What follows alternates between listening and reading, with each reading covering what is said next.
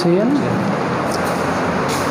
Hello students, today we are going to start a new chapter, informal invitation reply.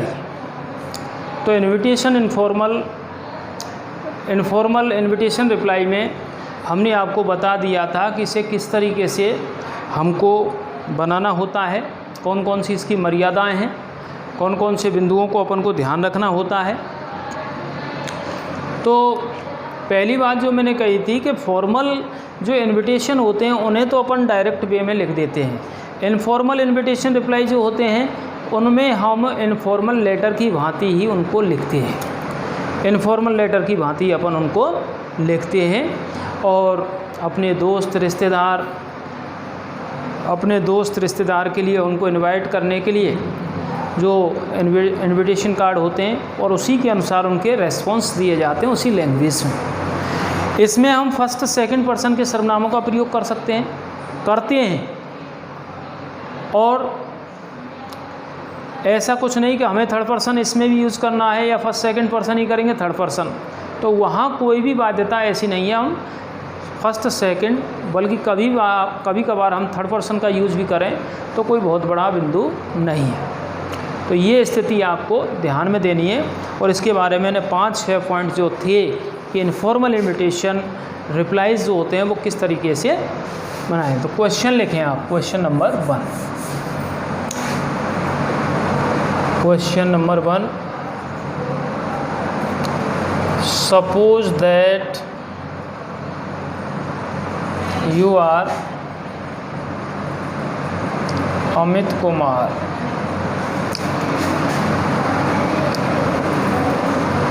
living in Adarsh Nagar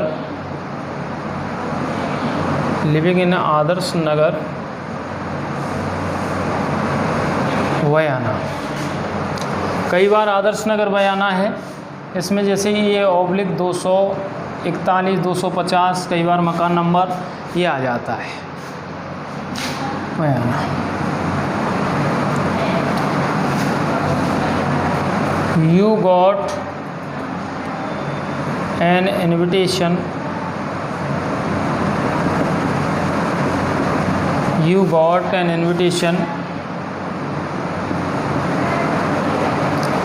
from your friend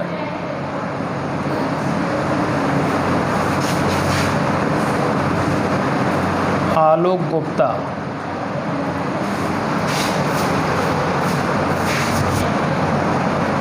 on the occasion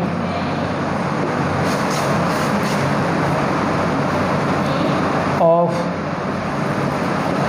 his father's retirement.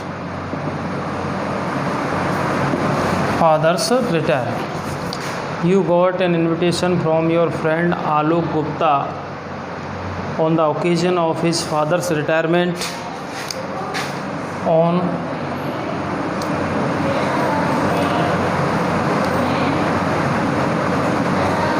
Wednesday 31/2020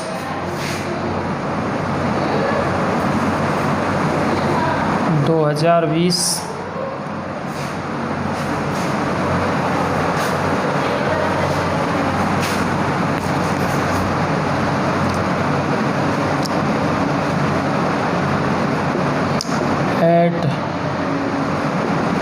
their residence at 10 a.m.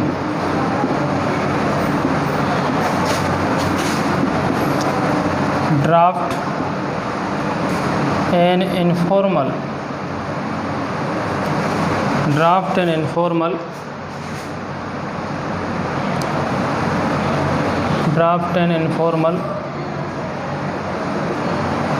invitation reply, draft an invitation reply, accepting it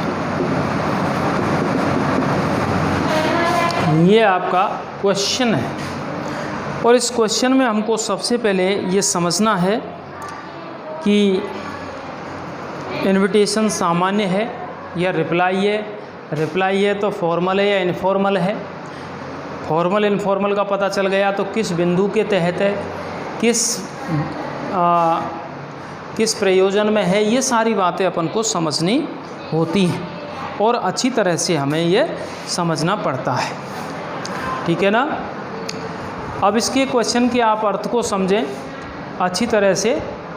question का अर्थ किस प्रकार का है, देखें। Suppose that you are Amit Kumar, मान लें कि आप अमित कुमार हैं, लिविंग इन A/241 आदर्श नगर बयाना। तो अमित कुमार आप कहाँ रह रहे हैं ये सबसे पहले बताया, और इसमें एड्रेस की ज़रूरत भी पड़ती है, क्योंकि जैसे हम इनफॉर्मल लेटर में ऊपर एड्रेस लिखते हैं इसी तरीके से इसमें भी हमें एड्रेस लिखना ही होता है। यू गॉट एन इन्विटेशन, तुम्हें एक इन्विटेशन मिला था from your friend Alok Gupta, आपके दोस्त आलोक गुप्ता से। ऑन द ओकेजन, अवसर पर, ऑफ हिज फादर्स रिटायरमेंट, और आलोक गुप्ता के पिता की सेवानिवृत्ति के अवसर पर आपको एक निमंत्रण मिला था, और वो सेवानिवृत्ति कब की है, ऑन वेडनेसडे। वेडनेसडे मीन्स बुधवार को। On Wednesday 31 August 2020 at their residence, उनके निवास स्थान पर, एट 10 AM, सुबह 10 बजे। Draft an informal invitation, draft बनाएं, तैयार करें, आरेखित करें, रचना करें। एन इनफॉर्मल इन्विटेशन रिप्लाई, एक अनौपचारिक निमंत्रण जवाब। एक्सेप्टिंग इट, इसे स्वीकार करते हुए, तो ये पकड़ना है अपन को, एक्सेप्टिंग। दूसरी बात इनफॉर्मल, तो दोनों ही बात क्लियर हो गई आपको कि informal invitation, informal accepting invitation reply है। इनफॉर्मल एक्सेप्टिंग इन्विटेशन रिप्लाई है, यह आपको भली भांति समझनी है और आप समझ सकते। इसके बाद हमको क्या करना है ये समझिए आप। इसके बाद हमने कि अब इसको कैसे लिखेंगे, तो हमें जो जवाब देने वाला है वो अमित कुमार है, और अमित कुमार जवाब किसके लिए दे रहा है, आलोक गुप्ता के लिए। आलोक गुप्ता ने अमित कुमार को निमंत्रित किया था उसके पिता के रिटायरमेंट के अवसर पर, उस अवसर पर शामिल होने के लिए आलोक गुप्ता ने अमित कुमार को। अब अमित कुमार उसको रेस्पॉन्स कर रहा है कि मैं इसे एक्सेप्ट करता हूँ और मैं ज़रूर शामिल होऊंगा इसमें। ठीक है ना। तो इस तरीके से हमको अब प्रारूप जो है इसका वो किस तरीके का है। हालांकि हमारी बोर्ड की जो RBSC बुक है उसमें ये ओपन दिए हुए हैं, इनको ब्रैकेट में या रेखांकित नहीं करते, लेकिन हम इसको रेखांकित करके भी बना देते हैं, कोई ऐसा बिंदु नहीं है इसमें। तो हम सबसे ऊपर लाइन खींच लेते हैं, और लाइन खींच करके हमें सबसे ऊपर लिखने वाले का हमें होम एड्रेस लिखना होता है।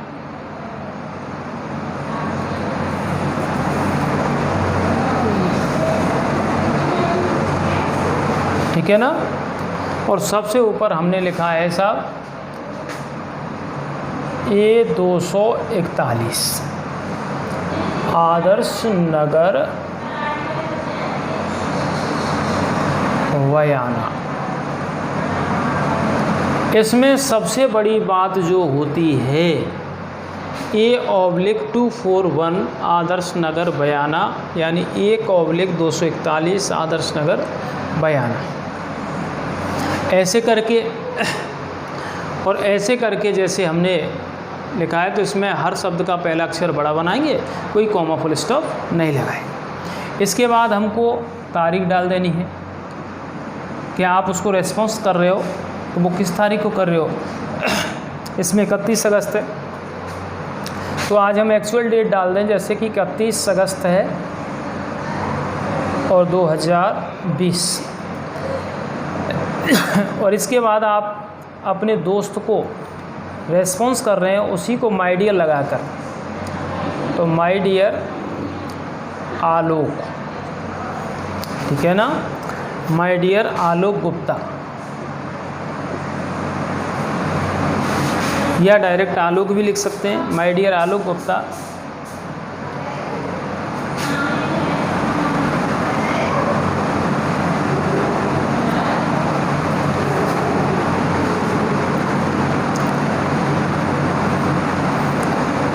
तो एक सामान्य लैंग्वेज में हम ऐसे लिख सकते हैं, thank you very much for your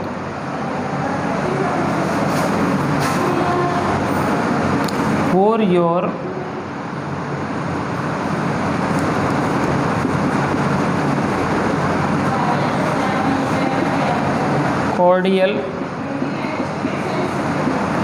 invitation, thank you very much for your cordial, kind invitation कर देते हैं, cordial invitation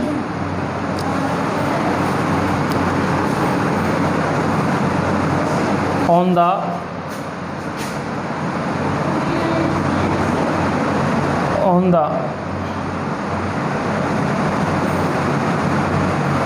auspicious occasion of your father's retirement on Wednesday 31st August 2020 at your residence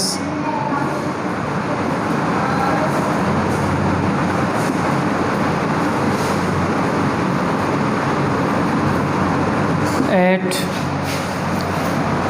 10 AM। ये हमने ऐसी language थोड़ा सा अंतर करके, थोड़ा सा ही अंतर है, बल्कि ऐसी लैंग्वेज हमने फॉर्मल टाइप में भी ऐसे ही लिखा था।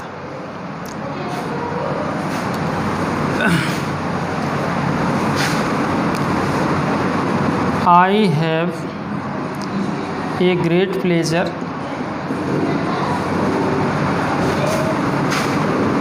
in accepting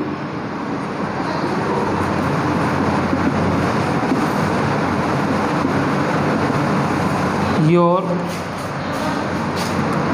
kind invitation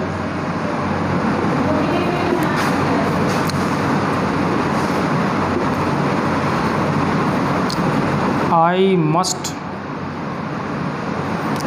come to attend this function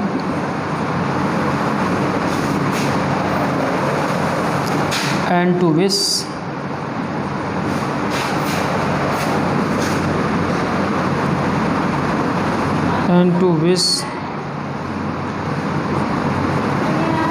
your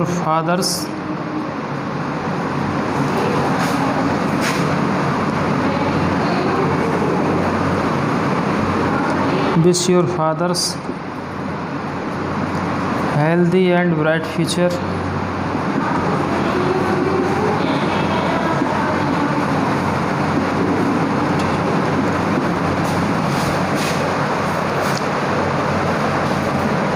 Yours।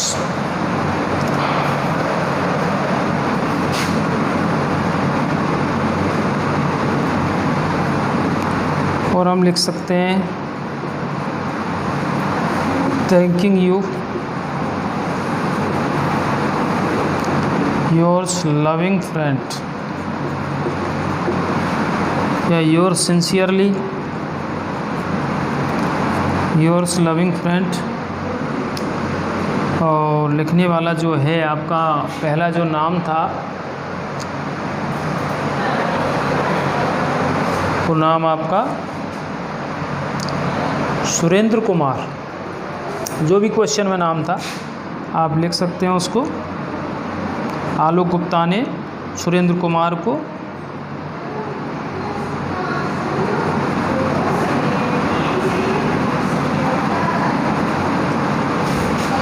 तो इस तरीके से, और इसे अपन नीचे से भी बंद कर देंगे फिर।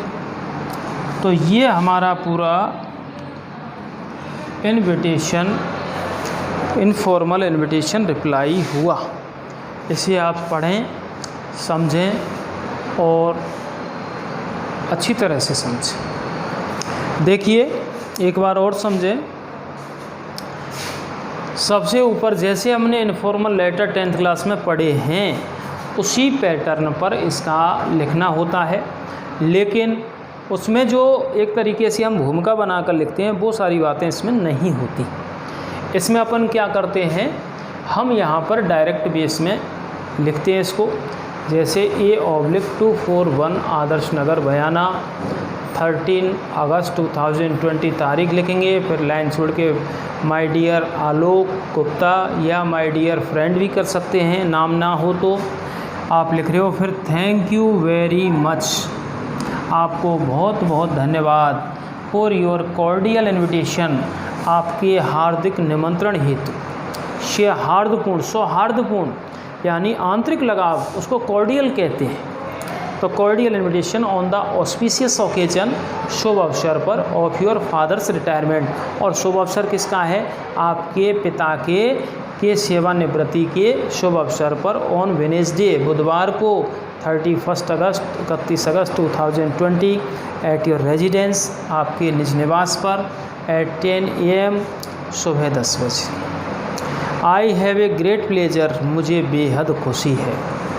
I have a great pleasure, मुझे बेहद खुशी है। इन एक्सेप्टिंग, स्वीकार करने में, योर काइंड इन्विटेशन, आपके दया में, आपके विनम्रतापूर्ण निमंत्रण को स्वीकार करने में मुझे बेहद खुशी। आई मस्ट कम, मैं ज़रूर आऊँगा। टू अटेंड दिस फंक्शन, मैं ज़रूर आऊँगा। टू अटेंड दिस फंक्शन, इस कार्यक्रम में शामिल होने के लिए। एंड टू विश, कामना करने के लिए। Your fathers healthy and bright future, स्वस्थ और उज्जवल भविष्य की कामना करने के लिए। ठीक है, थैंकिंग यू, धन्यवाद। योर्स लविंग फ्रेंड, आपका प्रिय मित्र सुरेंद्र कुमार। जो भी क्वेश्चन में होता है वो लिख देना आप। ठीक है, सबसे नीचे जो लिखने वाला होता है उसका नाम आता है। ये हमारी जो इनफॉर्मल इन्विटेशन रिप्लाई जो है उसका एक्सेप्टिंग हो गया। अब एक डेक्लाइन करते हुए, क्या करते हुए, एक डेक्लाइन करते हुए हम लिखेंगे। अब डेक्लाइन में अपन को क्या करना है, ये भी समझने वाली बात है।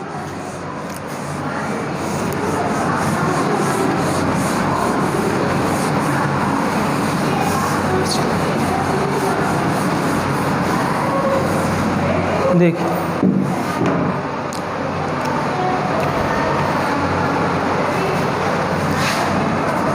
ये भी आप क्वेश्चन, और सुरेंद्र कुमार नहीं, उसमें अमित कुमार है जो आपको नीचे लिखा था। सॉरी, वो नाम मैं भूल गया, सुरेंद्र कुमार लिख दिया, उसे आप अमित कुमार कर लें। फर्स्ट क्वेश्चन में अभी हमने योर लविंग फ्रेंड करके नीचे लिखा है, उसे आप सभी बच्चे ध्यान से सुने और आप उसको अमित कुमार कर लेना। मुझे उसमें थोड़ा सा ध्यान नहीं था, सुरेंद्र कुमार कर दिया था, उसे आप अमित कुमार कर लें। नेक्स्ट लिखें question number 2।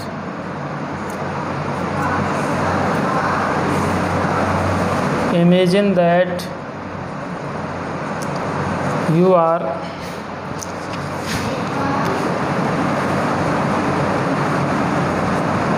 Vinod Saxena,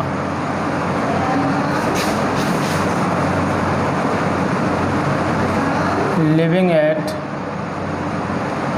B120 Indira colony,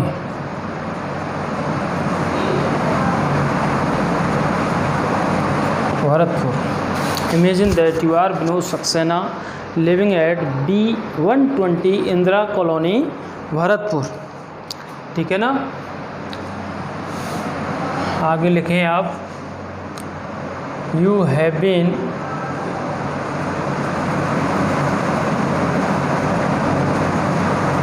invited by, you have been invited by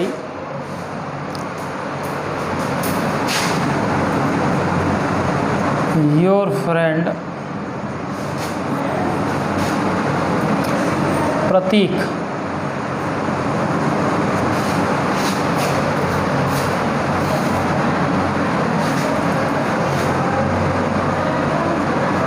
on the auspicious occasion of his sister's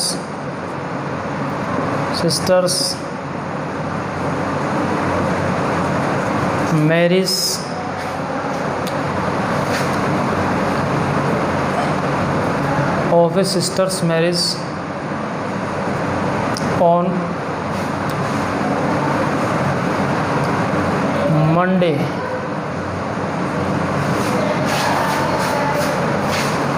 16 November 2020 at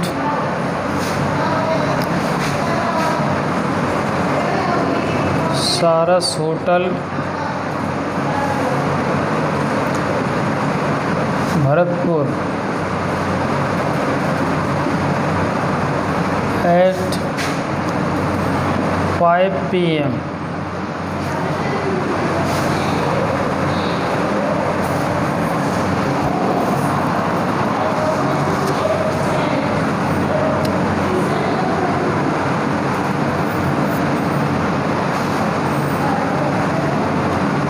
Prepare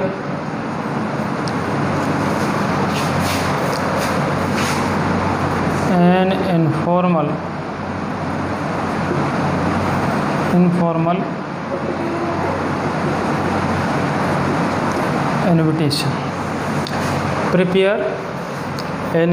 invitation.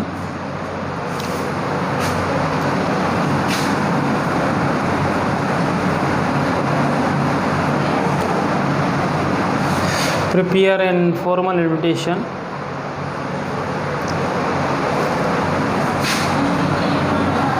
reply telling your inability to attend it due to some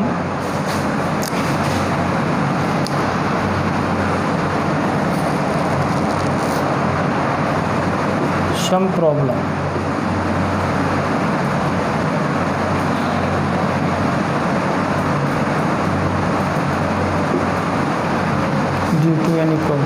due to any problem हो सकता है। तो ये जो अगला question है आप पढ़ रहे हैं, देख रहे हैं, imagine that you are Vinod Saxena, मान लें कि आप विनोद सक्सेना हैं, लिविंग एट, आप रह रहे हैं B120 Indira colony Bharatpur, B120 Indira colony Bharatpur में आप रह रहे हैं। यू हैव बीन इनवाइटेड, तुम्हें निमंत्रित किया गया है, वाई योर फ्रेंड प्रतीक, और तुम्हें निमंत्रित किसके द्वारा किया गया है, वाई योर फ्रेंड, आपके दोस्त प्रतीक के द्वारा, ऑन द ऑस्पिशियस ओकेजन, शुभ अवसर पर, ऑफ हिज सिस्टर्स मैरिज, और शुभ अवसर क्या है, उसकी बहन की शादी, ऑन मंडे, सोमवार को 16 November 2020 at Saras hotel Bharatpur at 5 PM। कोई भी होटल वगैरह पर मैरिज होम में कोई भी ऐसा हो जाता है तो उसमें आपको वही लिखना होता है। Prepare an informal invitation reply, prepare तैयार करें, एन इनफॉर्मल इन्विटेशन रिप्लाई, एक अनौपचारिक निमंत्रण जवाब, टेलिंग योर इनेबिलिटी, अपनी असमर्थता व्यक्त करते हुए, टू अटेंड इट, इसमें शामिल होने की, ड्यू टू सम प्रॉब्लम, किसी समस्या की वजह से, ड्यू टू सम प्रॉब्लम का मतलब क्या है, किसी समस्या की वजह से कि आप अपने दोस्त की बहन की शादी में शामिल नहीं हो सकते, उसने आपको निमंत्रित किया था लेकिन आप निमंत्रण को अस्वीकारात्मक जवाब दे रहे हैं, तो उसको अपन को कैसे लिखना है। तो ये इस क्वेश्चन का आंसर अपन को लिखना है। तो कैसे लिखेंगे,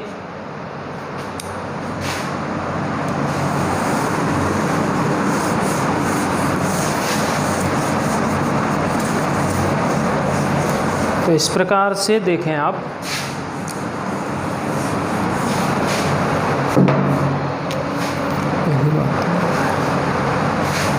जैसे देखिए आप,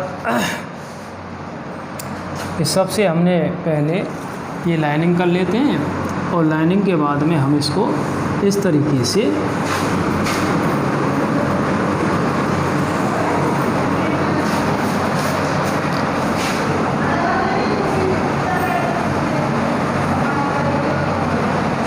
ठीक है ना।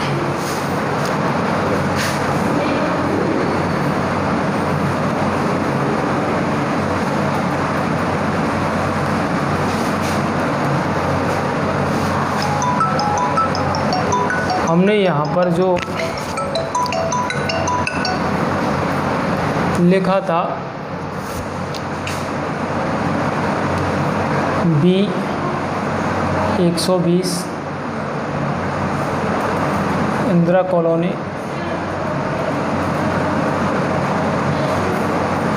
भरतपुर, निमंत्रण जैसे आपको 16 नवंबर का है तो निश्चित रूप से आपको 1 नवंबर के लगभग वो इनविटेशन कार्ड मिला होगा। तो 1 नवंबर 5 नवंबर कुछ भी आप डाल दें, इसमें 5 भी लिख सकते हैं, 5 2 4 10 दिन पहले 5 नवंबर 2020। My dear Prateek, my dear Prateek,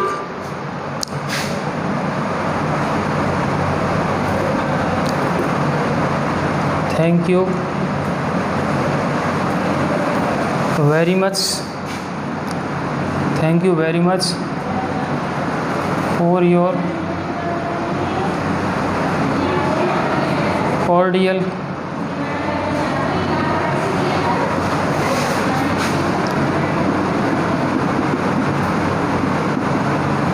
invitation. Thank you very much for your cordial invitation. On the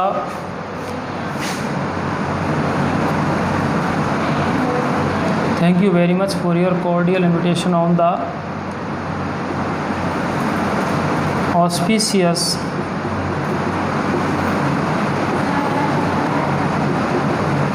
occasion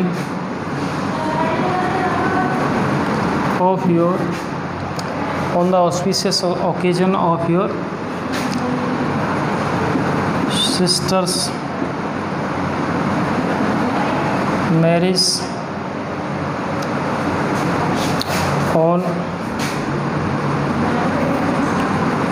Monday 16 November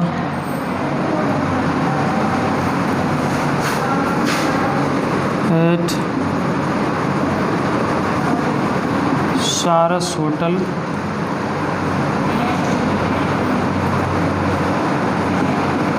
Bharatpur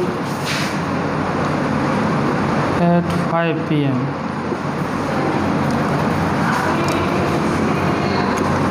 I regret to tell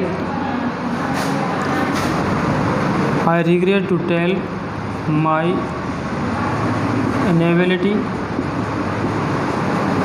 to attend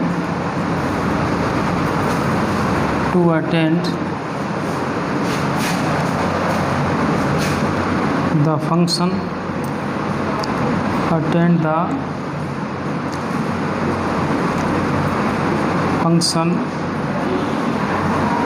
due to some unavoidable work on same day. My best wishes are for the function success.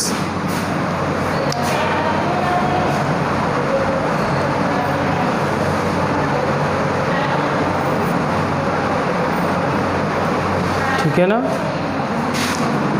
कोई कहानी thanking you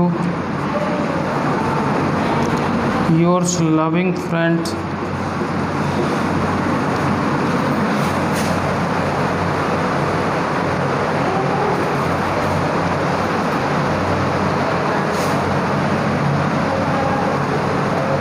Vinod Kumar.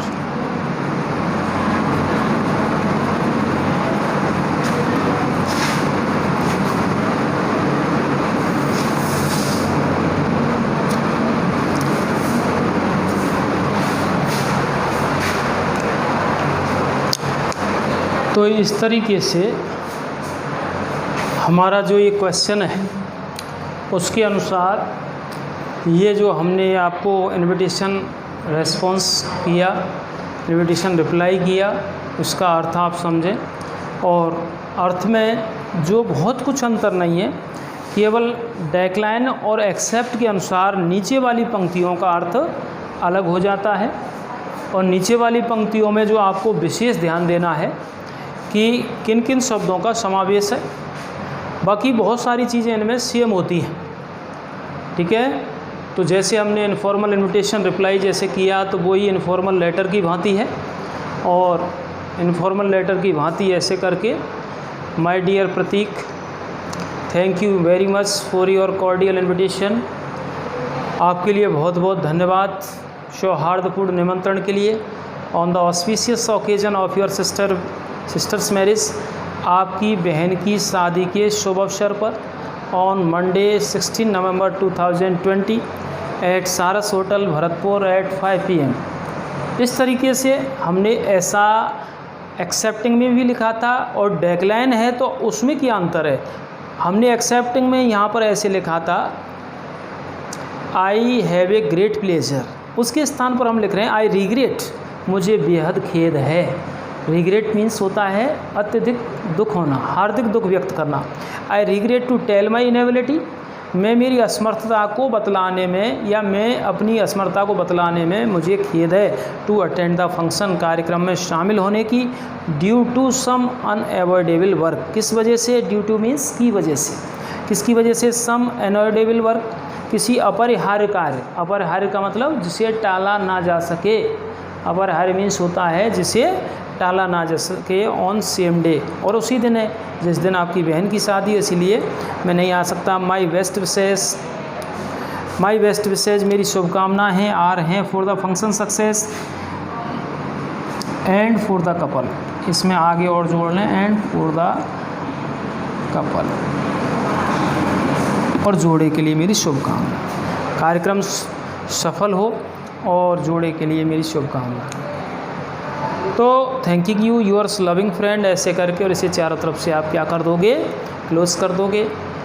इस तरीके से हमारा ये invitation reply का formal informal दोनों ही type आपके यहाँ समाप्त हुए। आपको कल से एडवर्टाइजमेंट वगैरह समझाए जाएंगे, और एडवर्टाइजमेंट में जो भी है वो हम आपको शुरू से ही कल नेक्स्ट वीडियो कलांश में इसके बारे में बतलाएंगे। Thank you.